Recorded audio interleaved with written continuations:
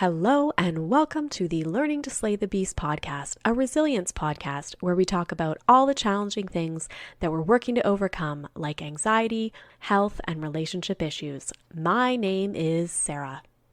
So welcome to another episode of the Learning to Slay the Beast podcast. I hope that you enjoyed our extensive month-long series focused on marriage and partnerships, and you got a lot from that series, as well as last week's episode that was focused on Pandas Pans awareness with Deborah Marcus talking about her book, The Parent Survival Guide to Pandas Pans, and really giving some ideas about how to mark Pandas Pans Awareness Day as well.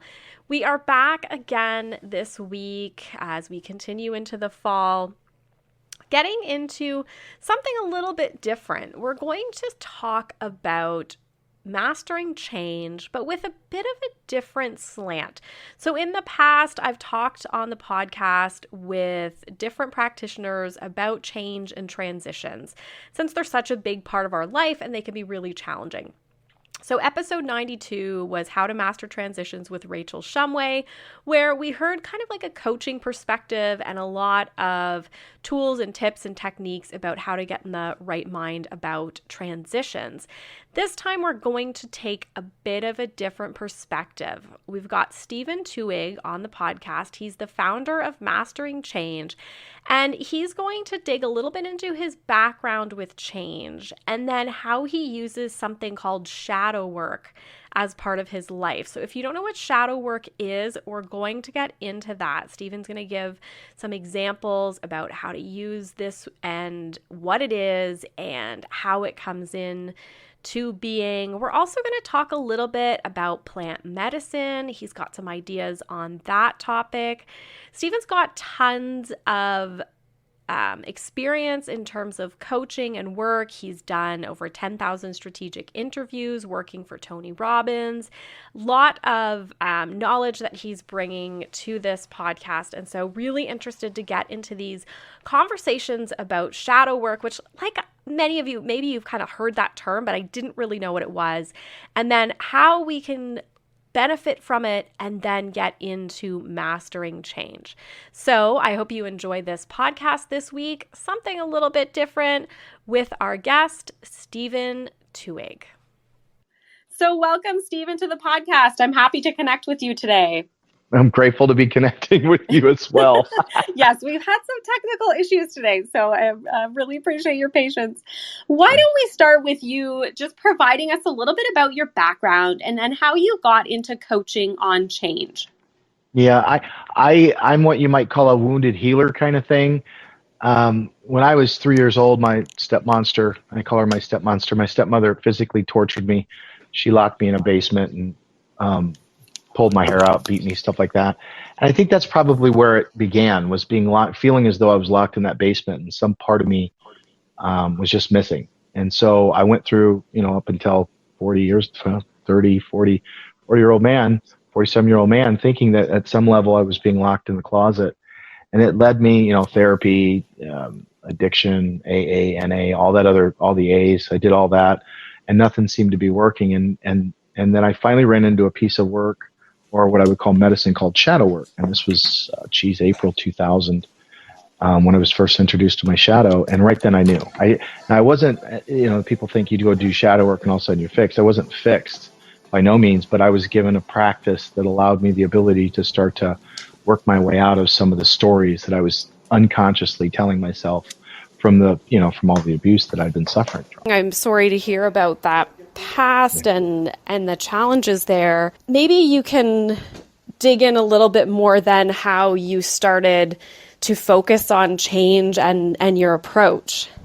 Yeah, well, I mean, it kind of like the way that we're connecting now. Notice how we're having a difficulty with the line, difficulty with you being able to hear me with the audio, with the microphones, all the technology, the actually connection between you and I, how there's a separation. Mm-hmm. Now there's this almost like this angst going on inside of my body. I'm assuming that in your body you probably feel something similar, right?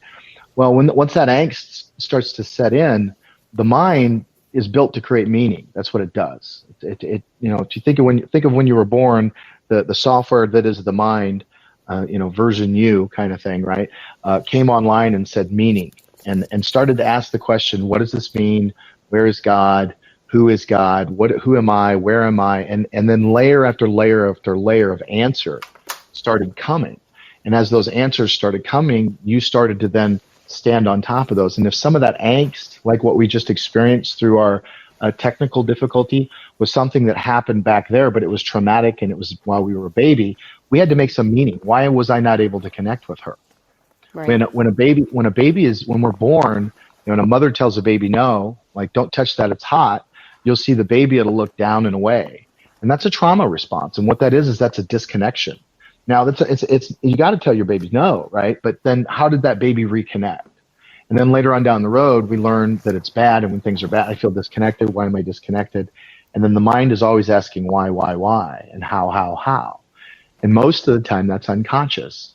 So the National Science Foundation suggests that 95% of your thoughts are repetitive. You're thinking the same thoughts you've been thinking over and over and over. And it also suggests that 80% of them are negative. I mean, just look back on your day and see that people seem to, it's because the mind craves patterns. We get set into a groove and a way of doing things, and it's easier. Thinking new thoughts is very expensive. Thoughts that you've already thunk, so to speak, right? Mm-hmm. They're much cheaper. They're much more energy efficient. And it already takes over 20% of your caloric intake just to think. So the mind wants to go just on default. We call it the default mode network. Comes online and just kind of like you're driving home from the office or something, and you're in a daze, and you just show up in the parking lot and you don't know how you got there. Well, thank you, default mode network, for getting me home safely, right? Well, that default mode answers like, am I a good person? Or why don't I have love? Or why can't I succeed? Or just general blueprints of how the world works. It's all loaded in your unconscious, and you're then experiencing those filters of reality through this lies, layers and layers and layers of story that you told yourself.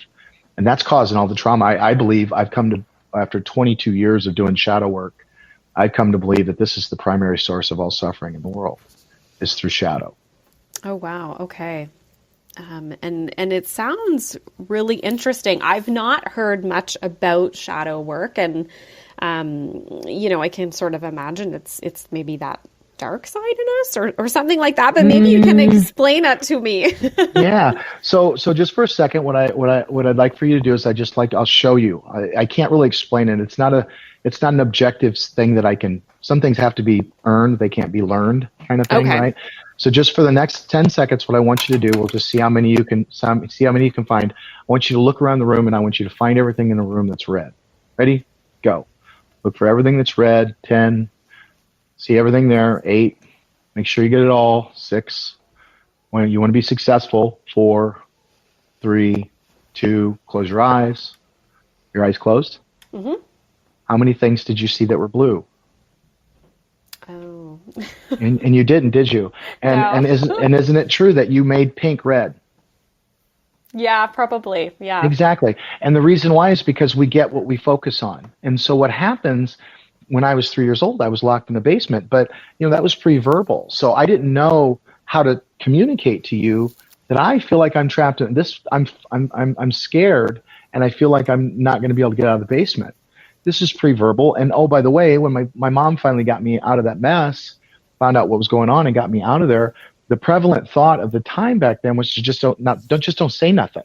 Mm-hmm. Like, it'll go away. Don't worry. All time heals all wounds, kind of thing. And we all know, like, oh yeah, that makes plenty of sense how somebody would be taught something stupid like that. And so they were just doing the best they could with the data they've been given. So now I'm this 3-year-old kid, and I feel like I'm trapped in a basement, but I don't know. And at any time, my mind is going, don't worry, Steve, I'll keep you safe. And the mind comes online, and it creates what we call a split.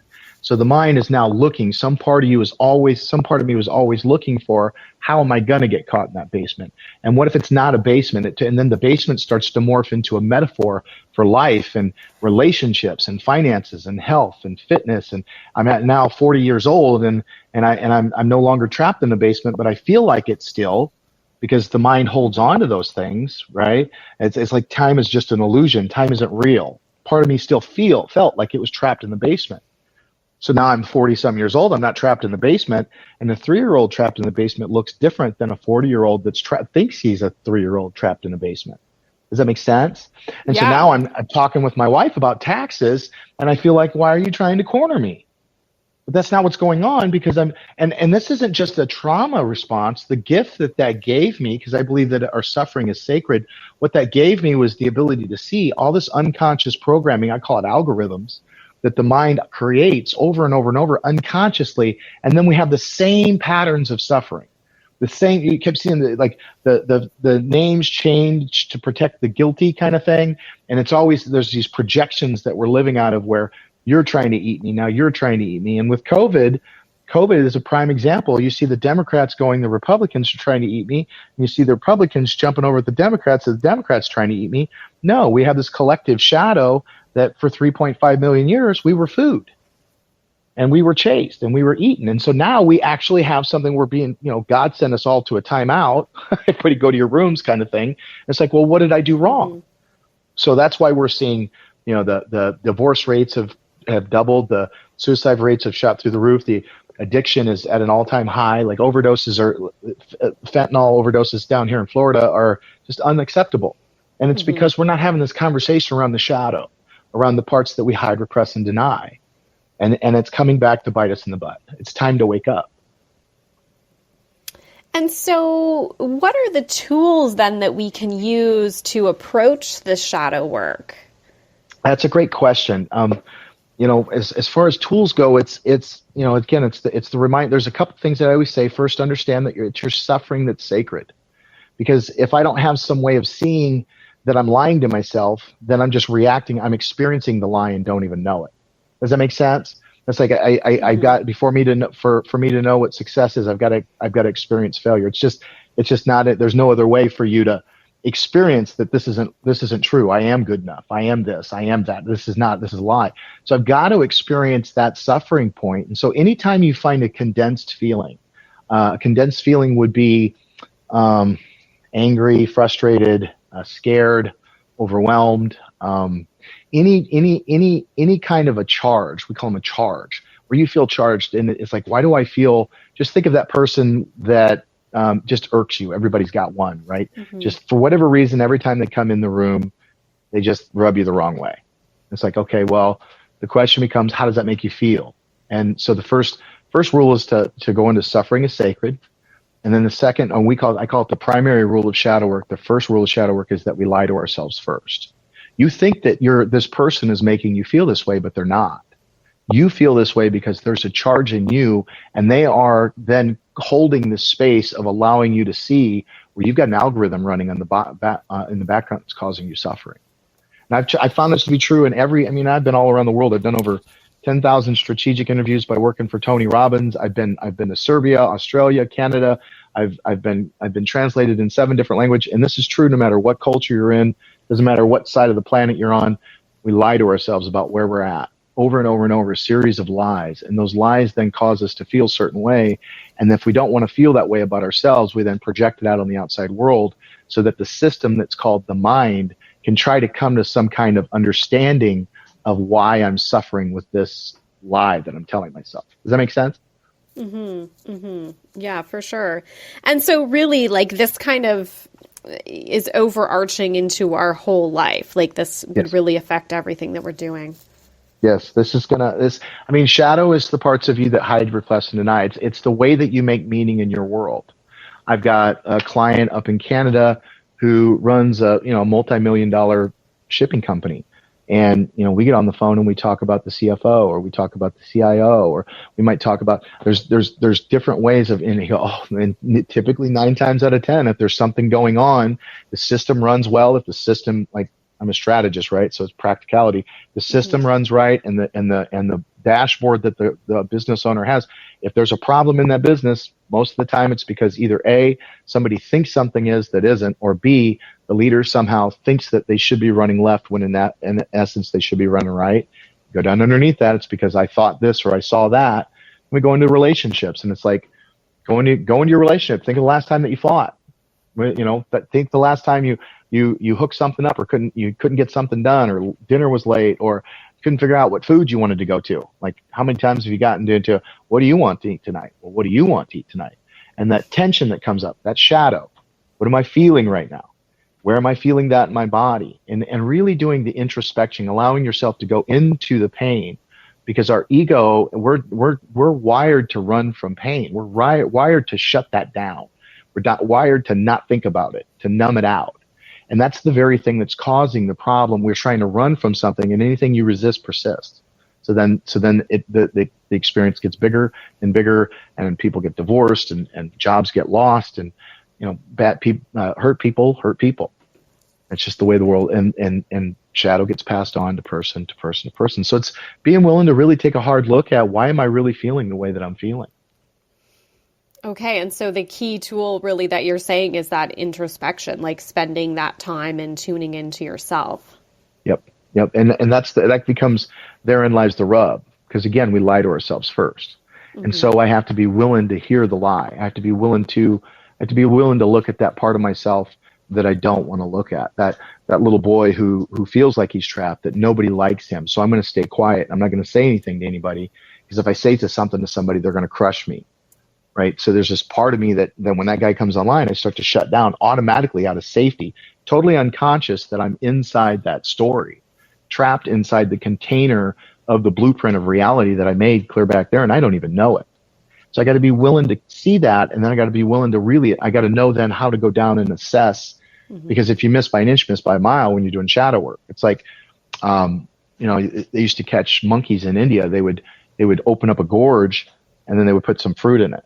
Have you ever heard of this? The way how they trap in? Yeah. So they take a gorge and they put fruit in it, and the hole's just big enough for the monkey to put their hand in there, and they'll just go up to a tree. I mean, the monkeys see all this go down, and they'll just go up to a tree, and they'll tie that gorge to the tree, and then they'll walk off and sit right there in the clearing smoking cigarettes. And monkeys, being what they are, they just curious, and that's what we are, really, hairless monkeys. They just go up and they go, oh, what's this? They put their hand down in there. They close their hand around that fruit. And then they go to pull it out, and because the monkey can't see his hand, can't see where he's, this is the hand, I got to open up my hand. Since he can't see that, he can't make the distinction to open his hand. And you'll see that I show the video in some of my trainings. The soldiers just come right up, and you'll see these monkeys biting at their hands, literally trying to bite their arm off. And the soldier just come up and untie the gorge, go put him, and there'll be another monkey setting them right next to another monkey. Like, this wasn't the first time that happened in that grove. That one monkey saw the other monkey, and he followed right behind him, did the exact same thing. And it's because you and I, as humans, we have to make meaning, and that meaning, nature is always pushing that down to the unconscious. It's Mother Nature always wants to push to the mechanical, so that you don't have to think. Once you've said this is what that means, it doesn't matter if it's painful truth. It doesn't matter if it's a half truth. All you have to do is believe it a little bit, and then you start pushing it down to mechanical. And the more you use that groove in your mind, the more certain you become that that's what it is. And you develop these strategies to then cope with this lie that you're telling yourself over and over and over. It just wraps you up. And you're like that monkey who's got your hand around something because you're afraid to let go. Because if I let go of this, better to deal with the demon that I have than the demon that I know. So you got to know exactly where it is. And that's where a guide comes into play, just to teach you kind of the tools of how to plumb down there. Like, we've never been taught even how to clean out that filter in our mind. Mm-hmm. We're just running around, everybody's just running around thinking that they're someplace that they're not, and then projecting their pain onto other people. And then they're fighting a battle based upon something that happened back there with a person that wasn't even involved with the trauma to begin with. And so that it's really the guide then that helps us to know when we've hit it. Because I can see that, having done different introspection or therapy or different things, you start to come up with these stories. And so sometimes they're true and sometimes they're kind of true. And so I'm wondering how does the guide know? How does everybody know when you've actually really gotten to the bottom of it? Oh, we call them aha moments. We do a weekend. I got one coming up here in a couple weeks down here in Orlando called Shadow Ceremony, shadowceremony.com. And what we do is we drive down in, and we call it the weekend of wow. Because once you get underneath of whatever conundrum whatever pretzel you've kind of wrapped yourself up in, whatever shame spiral, whatever pain point, and I've seen just about anything you could possibly think of get pulled out on that carpet. Once you see it, you go, oh, that's what I'm doing. So now, like I'm talking to my wife, and I notice that all of a sudden I feel like I'm getting wrapped up. I can check myself and go, wait a minute. Oh, I'm in that basement. Oh, and all of a sudden now it's like, the whole goal is consciousness. It's integration. Shadow integration is making the unconscious conscious. Once I bring consciousness into the actual strategy or algorithm that my mind has developed, once I see it and I know that it's a lie, all I need to do now is keep it out in front of me so that I can be aware that I'm lying to myself when this comes up. So anytime I start to feel trapped, that's my go-to. Well, it's because I'm in that basement. Hang on, little Steven, come here a minute. Like I can do the work necessary, and you don't necessarily need a guide to that. A guide is really well because, again, remember, we lie to ourselves first, and a guide isn't going to have any answers. So that's the thing. I mean, you have the answers. A good shadow guide, I've been practicing for 22 years. A good shadow guide has no answers. Like I'm not a guru. I don't know. I don't have I don't do therapy. Like I'm not any of that. I'm a guy who's bumped his head so many times up against that pole. It's like, watch that pole. Ooh, yeah. See, I bet that hurt your head, right? Yeah, I figured. Look, that's gonna probably leave a knot, man. You might want to have that looked at, like that kind of thing. I'm that kind of guy, and so it's like, well, everything that I'm gonna do is I'm gonna point you back to you. Everything that I do points you back. Like, well, what are you feeling in your body, and what is that telling you, and where did you pick that up from, and what kind of a person did that make you? And all the way down into your, oh, I remember, this is where I picked this up at. And when you picked up that strategy, what did you tell yourself? I told myself I was never going to trust anybody ever again. And when you feel like you can't trust anybody, what do? Oh, I closed down. And you see that, feel what that feels like. Do you feel it? Yep. Okay, great. Now you know when you're in it. And now I've got processes that I can take people through, right? That nerve, that open nerve that's reaching, that's yearning for something, we can now close that. We can close that circuitry so that you can move on in your, floating down the river of the story of you kind of thing. You can untether the boat called now and start to move forward into the next chapter of your life, whatever that would be, so that you can realize your true potential. And so, you use the example of relationships. Do you find that, like, for instance, couples, like, are they best to both be doing this work? Oh, yeah. Oh, well, I mean, here's the thing. No, yes and no. My wife came to the work because I'm in the work. And so no, anytime you change. So if you say you're having you're a wife having trouble with your husband, or a husband traveling, you don't necessarily need for the other person to do their work. Like it's like any chemical reaction. Everything is very practical. If I go into a chemical reaction and I change that the amount, the quality, the consistency, the actual chemical itself in any chemical reaction, what's going to happen with that chemical reaction? It's going to change, right? I mean, automatically we know this. It's very practical. Yes. Okay. So when I go into a relationship, if you change the way that you show up for things, the things you show up for will change. They have to. They can't not change. It's just the way that things work. And so, but I found with my wife that we've come into this relationship where she's my battle buddy. And so it's like, I know I lie to myself. She knows she lies to herself. And we give each other enough room to where I'm willing to see, I have the space to feel safe enough to see the lie. And then I can separate my work out. She gives me space to do my work, and I do the same for her. For example, she came on this massive pop just like 3-4 weeks ago, this shadow that she was standing on. And now I'm like, wow, that was really deep. And then I get to go turn inside myself and go, well, if she's doing that, how likely is it that I'm doing that? And sure enough, there was a piece of work right there for me. You know what I mean? And so it's like very practical in the way that it operates. And so now we can come each other and we've got a deeper level of connection. It's like, oh, when you do this, this is the story I'm telling myself. Oh, that is not even close to what I thought. I thought this was the story you were telling yourself, and which then triggered this story in me. It's like now we have a conversation and we know what's going on the inside of ourselves as well as what's going on the outside. So it's deep in the relationship beyond anything. Somebody who doesn't do shadow work, I believe that until you go to this level where, I roll over and go, wait a minute, you're not my mom. You're not my, and she rolls over, well, wait a minute, you're not my dad. Like, you're not who I thought you were. And I roll over and you're not who I thought. Oh, well, let's find out who we are. And we get to fall in love with each other all over again and over and over and over again. And so it's a constant love story now, as opposed to, just a relationship where we're partners and we're raising kids together. We're doing the dive. We're asking the ancient question deep in our body. Who are we, and how can we love each other a bit deeper? Yeah. And so then do you find, even in the rest of your life that you're just like, you're much more in tune in terms of self? Like, I know I often will say, like, sometimes I just don't even know what I want. Right. And so does this really help to uncover that as well? Well, now we're talking about a denox, what I call a dark night of the soul. Because there's just times, we have these, fate happens to us, right? Like, things happen. And so why does life happen to us? I believe the purpose for dark nights of the soul is they turn us inward. They make me go, okay, and I call them navigation equipment. I mean, it's a compass. Am I coming from fear? Am I focused on fear? Am I focused on love? Am I focused on what I want, or am I dealing with circumstances? Am I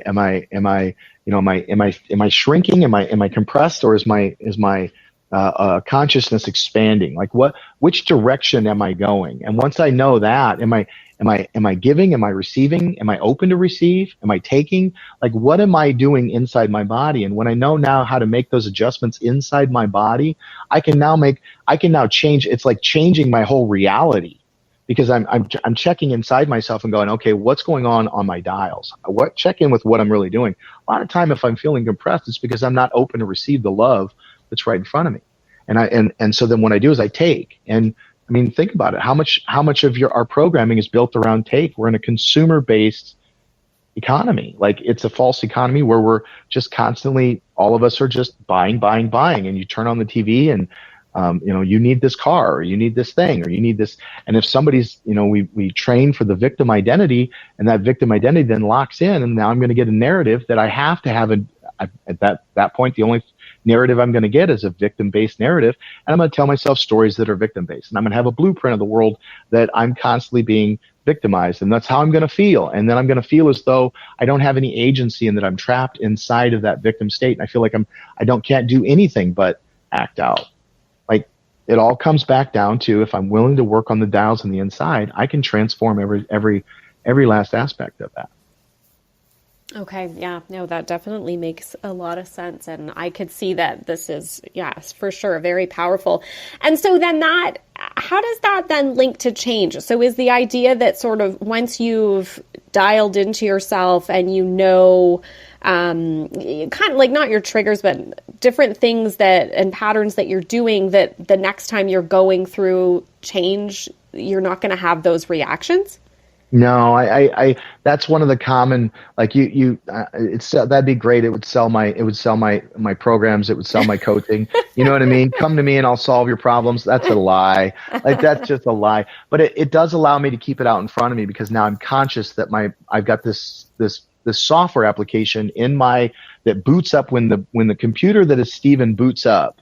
There's certain things that boot up automatically. One of them is this feeling that at any moment you could be trying to trap me.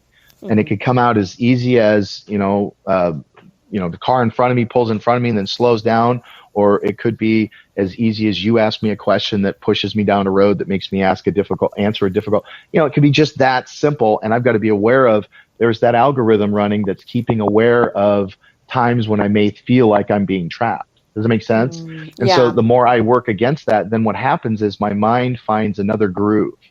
And the more it finds that other groove, the easier it is for me to not go into that habitual unconscious that's sitting down in the default mode. The mind goes, oh, I need to find another way. He's not taking that route anymore. I need to find another lesson. We're not going down that road anymore. And now what's happening, because the mind is built to create meaning. That's what we're here for.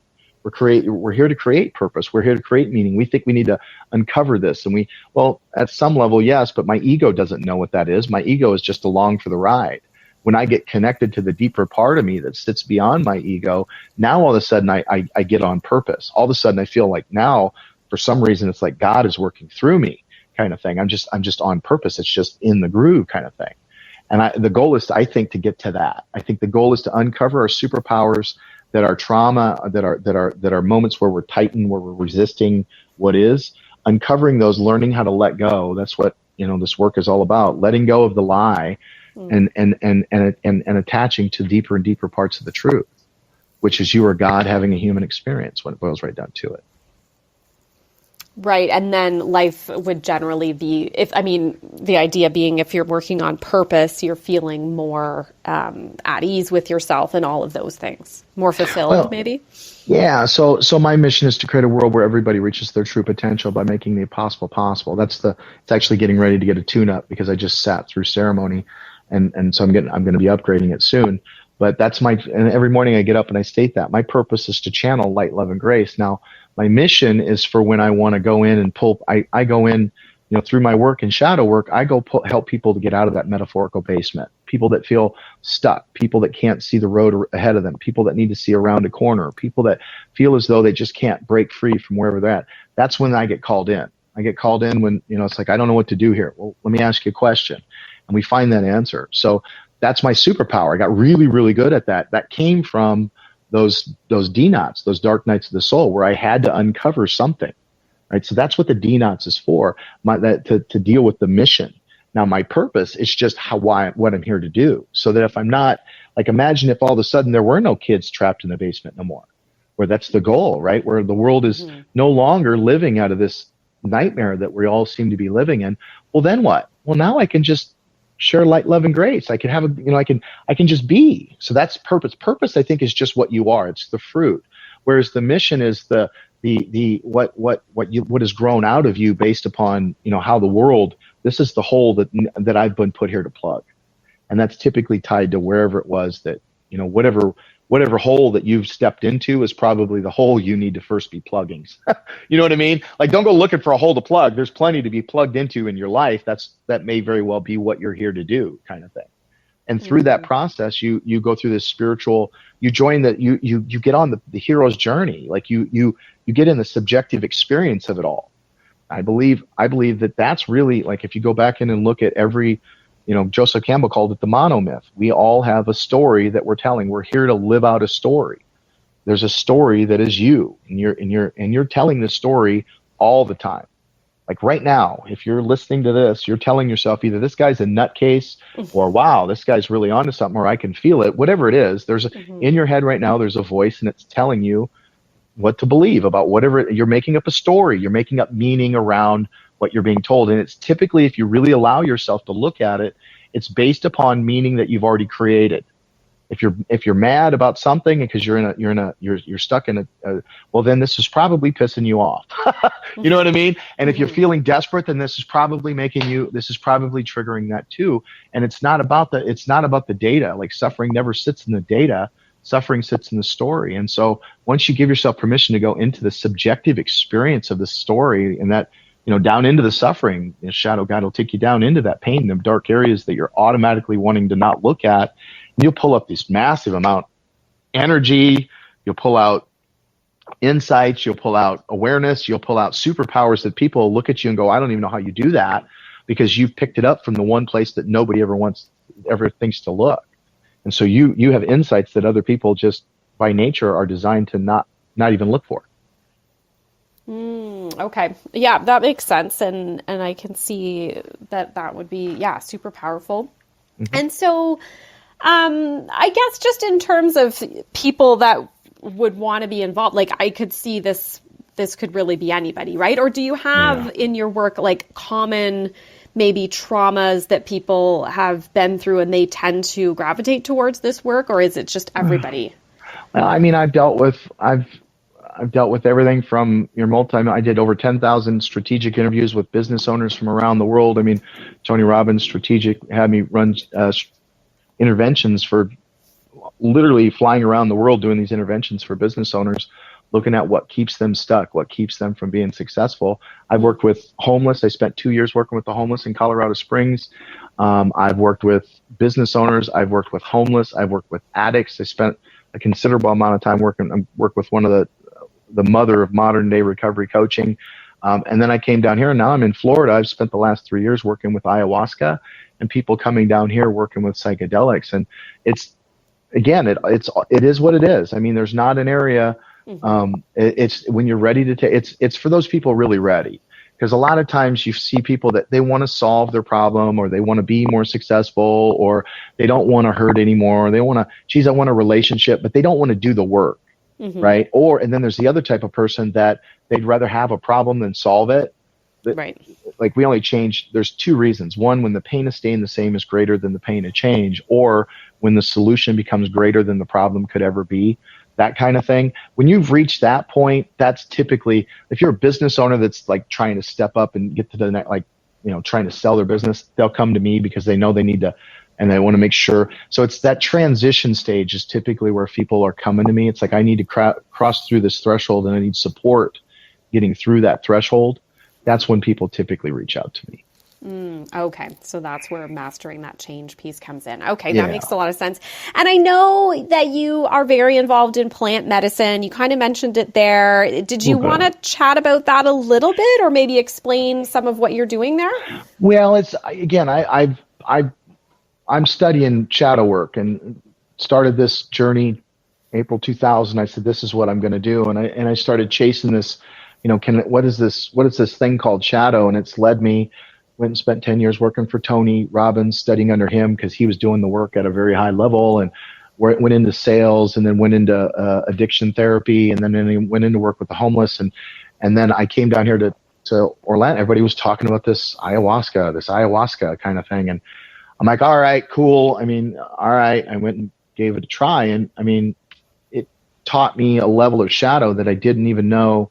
Like, I would have never been able to work at the level that I'm able to work. It's like going through 10 years of college. Every time you sit with the medicine, there's this plant. I call it ayahuasca. It's actually a vine. It's ayahuasca, and it's a vine that's crossed with the chacruna root, and it comes from Peru. And it's, they got, you think of the amount of plants they have there. They took these two plants and they boiled them up, and for somehow, some way, it's got what they call an MAOI inhibitor. And so there's this thing called DMT that allows, they call it the God molecule. And you take it, and, after about 45 minutes, it's the worst tasting, foulest thing that you could ever, like, every time you drink it, you go to yourself, why am I doing this? This is the nastiest tasting. Like, you drink it, and the next thing you know, you're transported, and you have, this medicine somehow knows you better than you know yourself. And it goes in and it shows you, this is what's going on. And, this is this is the story you're telling yourself. And this is the lie you're telling yourself. And here's how that lie is unfolding. And so, shadow work and the ayahuasca plant really do work hand in hand. And psilocybin's the same way. I mean, it's all really making the unconscious conscious is what it is. And so the two tools, the two medicines then build in what they call an entourage effect, where if you're working with the medicine and you're doing shadow work, now you're really doing something, because you're taking that unconscious thing that you pulled out of the experience, and you're now integrating that into your world so that you can be a better father, you can be a better husband, you can be a better wife, you can be a better sister, you can be a better human, is what it boils down to. You just think of your identities and your roles, and what if you could do that better? And what if you could bring more consciousness to those roles? I mean, every area of your life, the quality of every area that you're in is a direct reflection from the amount of consciousness that you put into it. Just look at your own life and see that it's true. And what this plant does is it helps you bring consciousness to areas where you've unconsciously decided that's painful, I don't want to deal with that, and you set yourself up in a loop to where you're re-experiencing these traumatic experiences over and over and over, and you can't figure out how to get out of them. So, they're finding that it works there. And, oh, by the way, it's going to stretch it connects you to your inspiration. So your creativity shoots through the roof. All of a sudden you start to understand how people operate at the core level. So now I'm able to be closer to you and understand you. And, oh, now my empathy shoots through the roof because I understand why I made those stupid mistakes. And so now I can give you a little bit more room for the stupid mistakes that you're going to make.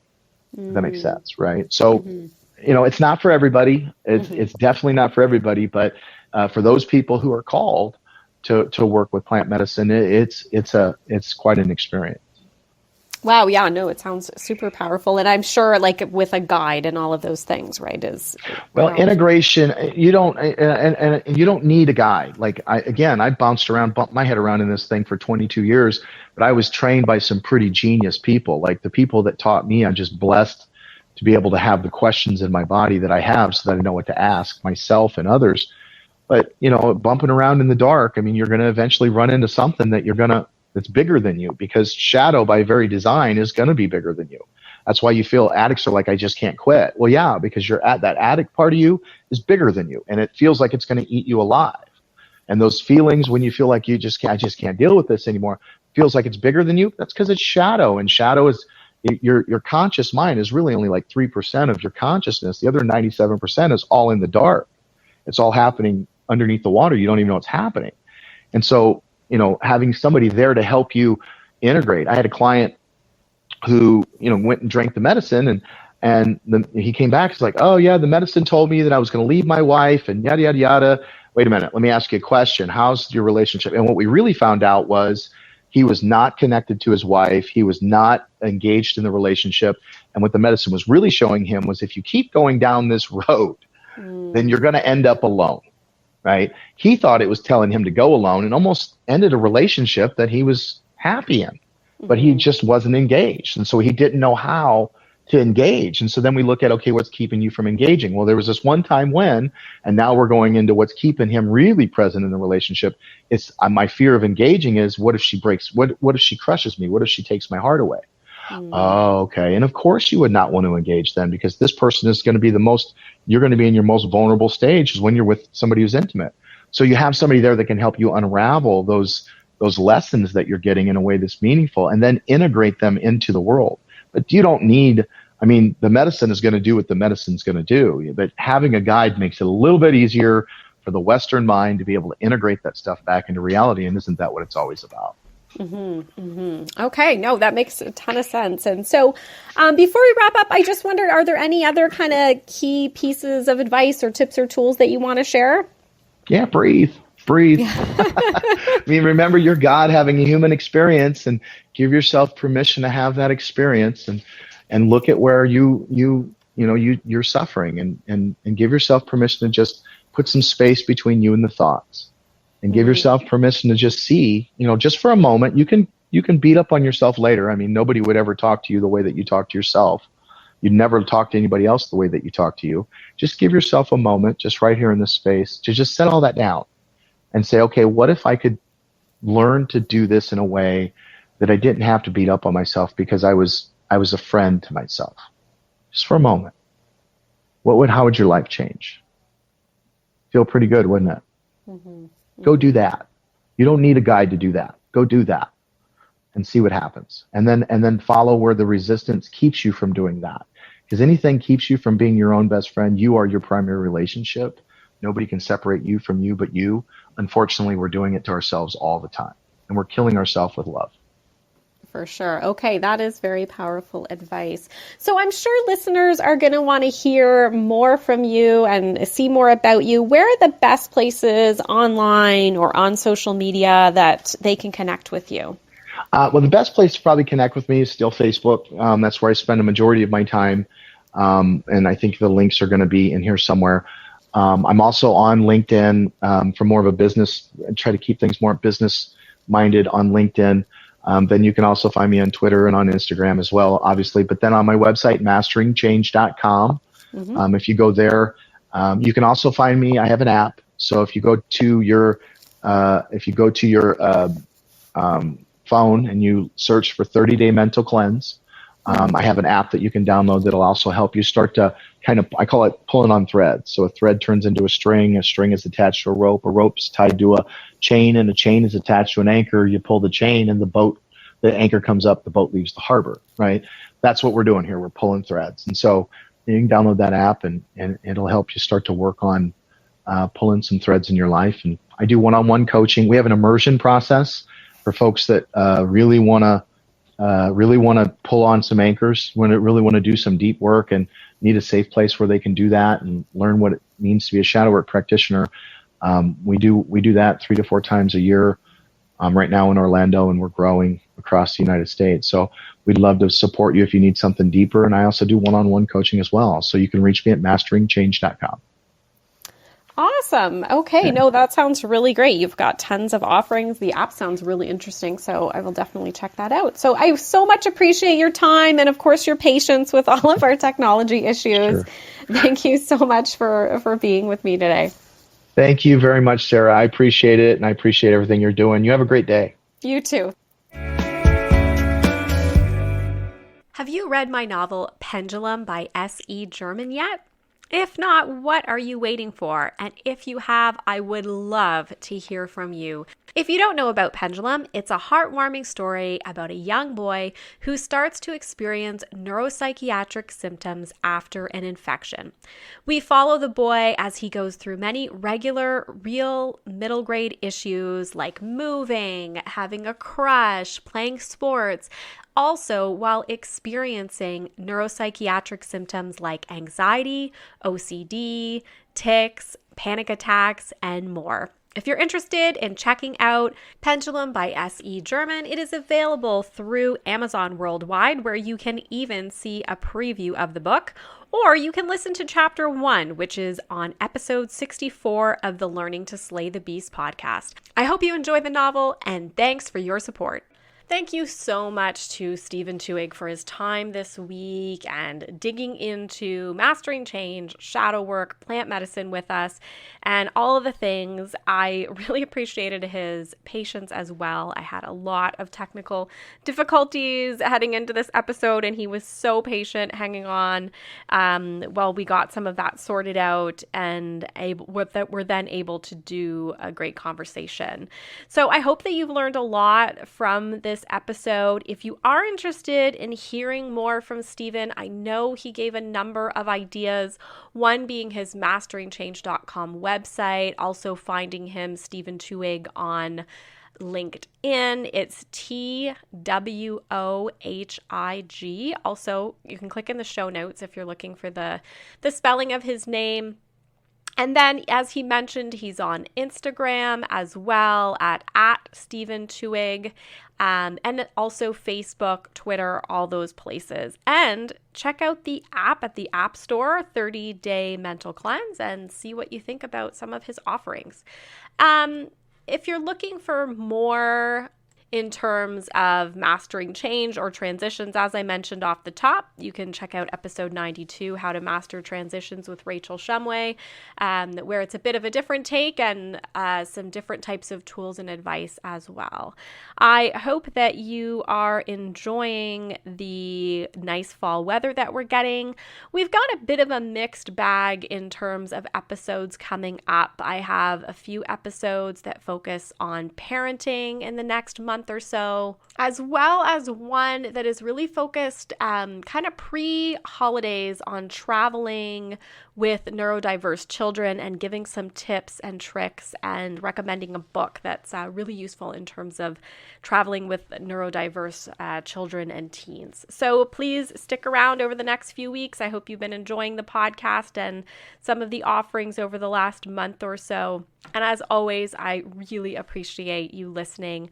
If you have any feedback for what type of episode you'd love to see, I'm always looking for recommendations of practitioners to reach out to or topics to tackle, or just whatever you're interested in. Feel free to reach out to me. Instagram's probably the best place, at Sarah, S-A-R-A, Lady Gluten, L-A-D-Y-G-L-U-T-E-N.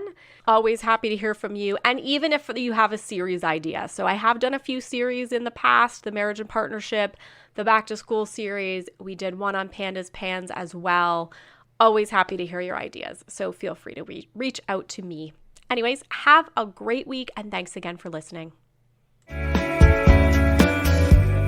Are you interested in having a published author speak in your classroom or at your community event? I'd be interested in speaking about my new novel, Pendulum by S.E. German, the writing process, mental health, pandas, pans, podcasting, and more. Contact me at reallifeprojectco@gmail.com for both in-person and online bookings.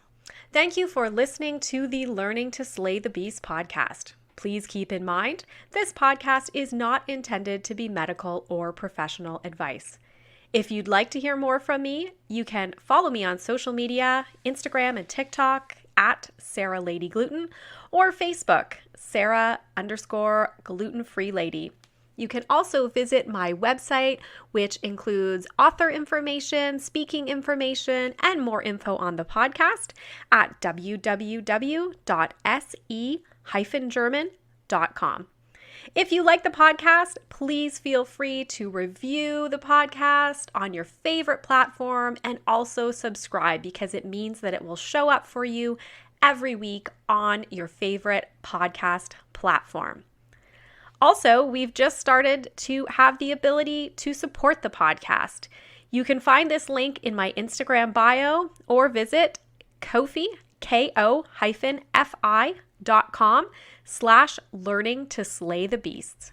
Thanks again for listening and have a great week.